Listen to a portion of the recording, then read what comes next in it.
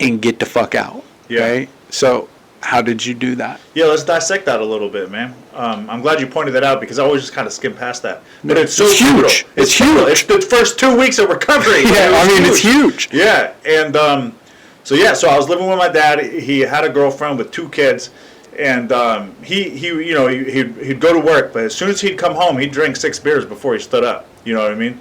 And I'd come home, and he would just be a wreck, and I just knew, like, I knew I had to get out of there, but I was grateful that he let me stay there because I was able to, live there. It was better than going to the CC Center up in Erie, and, or like a halfway house or some shit. And I definitely that didn't fucking want to go CC back. Center. Yeah, I got a lot of friends that are up there, and like, it's a shame. It's a shame though, because like they all go up there, and they're probably watching this now.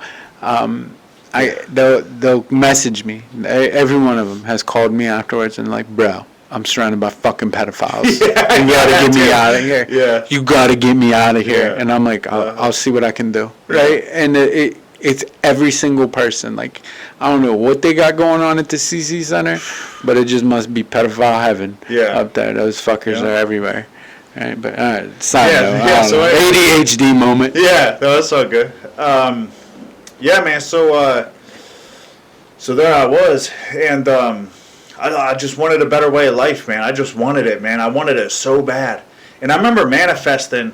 I was like, man, I just want an apartment, and I want a nice apartment. Like, I don't want to move out of here and like just move into some divey place. You know what I'm saying? Like, I want like something. I want nice things, man. Like, come on, God. Like, haven't I given you enough? You know what I'm saying? Like, hasn't my life been hell enough? Like, I'm trying here, man. And all I kept hearing was Flacco's voice. You can have anything you want as long as you're willing to work for it. And I remember running 3 miles every day to the steel mill, working a 10-hour shift at the steel mill, running. And I'd walk home, or I'd get a ride home, and I'd get home, and on my way home, I would have this fork in the road, and it was either, man, I'm going to go get it in today, or I'm going to go home, go to the gym, and then go to the NA meeting. And every day was that little fork in the road where it was like, fuck, man, I'm going to go get it in. And it was like, no, we're going to go home, take a shower, go to the gym, go to the meeting, and we're going to do it again tomorrow. And it was just like, I had to stick to it. And I'd go home, my dad, you know what I'm saying? Like, it wasn't all bad. Like, I'm not trying to bash my dad if he does listen to this, you know what I'm saying? Because, like, he did help me a lot. But it was like, that was my perspective of the situation, getting fresh out of prison, you know what I mean? It was tough.